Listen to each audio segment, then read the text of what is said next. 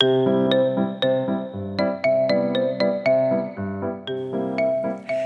家问千万字，大家要跟大家做伙来捌一日。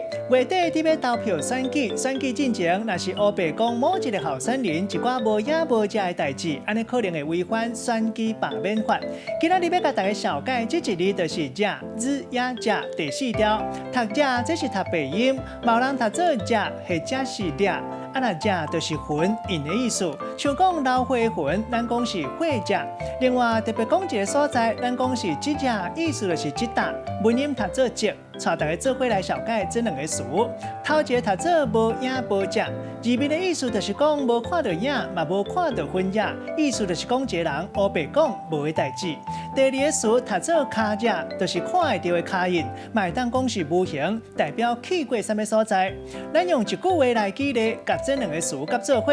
譬如讲，这出科技电影的剧情虽讲是无影无日，作者家己发挥，也毋过有一寡所在确实嘛是有科学根据，也是看会到科技的脚日。